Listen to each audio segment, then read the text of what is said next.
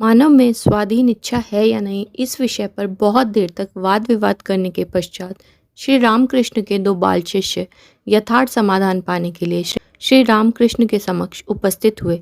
बालकों का विवाद कुछ देर तक सुनने के बाद श्री रामकृष्ण ने कहा, भला स्वाधीन इच्छा भी किसी में विद्यमान है? ईश्वर की इच्छा से ही सदा सब कुछ होता रहता है और होता रहेगा। मनुष्य इस बात को अंत में ही समझ पाता है। फिर भी यह बात सत्य है कि यदि किसी गाय को एक लंबी रस्सी द्वारा खूंटे में बांधकर रखा जाए तो वह गाय चाहे तो खूंटे से एक हाथ दूरी पर खड़ी हो सकती है और चाहे तो रस्सी जितनी लंबी है उतनी दूर तक जाकर भी खड़ी हो सकती है। मनुष्य की स्वाधीन इच्छा भी उसी प्रकार की है। वह गाय उतनी सीमा के भीतर चाहे जहाँ बैठे खड़ी हो या घूमती रहे। इसी विचार से मनुष्य को कुछ शक्ति प्रदान कर उसे इस शक्ति का चाहे जैसा एवं चाहे जितना उपयोग करने की स्वतंत्रता देकर छोड़ दिया गया है। इसलिए मनुष्य समझता है कि वह स्वाधीन है, पर रस्सी खूंटे से बंधी हुई है।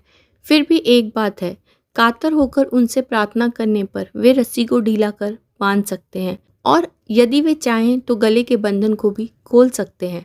यह सुनकर शिष्यों ने पूछा, तब तो साधन भजन करने में मनुष्य का हाथ नहीं है?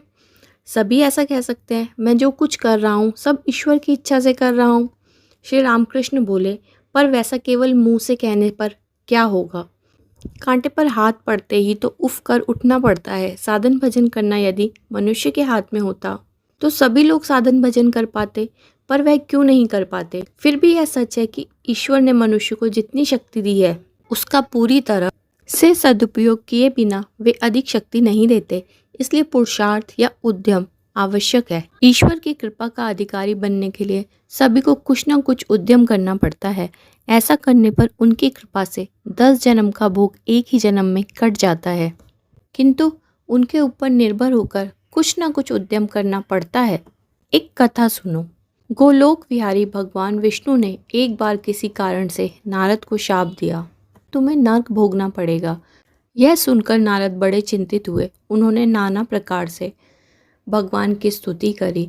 भगवान को प्रसन्न करते हुए पूछा, भगवान नर्क कहाँ है, कैसा है, उसके कितने प्रकार हैं? मुझे यह जानने की इच्छा हो रही है, आप कृपा कर मुझे यह बताएं। तब भगवान विष्णु भूमि पर खड़िया के द्वारा स्वर्ग, नर्क और पृथ्वी का चित्र खींचकर नारद को दिखाते हुए बोले, यह स्वर्ग है और यह नर्क। सुनते ही नारद ने कहा, अच्छा, तब तो यह मेरा नरक भोग हो चुका, कहकर चित्र में अंकित नरक के स्थान पर लौटकर उठते हुए भगवान को प्रणाम किया। विष्णु ने हंसते हुए कहा, यह क्या, तुम्हारा नरक भोग कहाँ हुआ? नारद बोले, क्यों भगवान, स्वर्ग और नरक यह तो आपका ही सृजन है।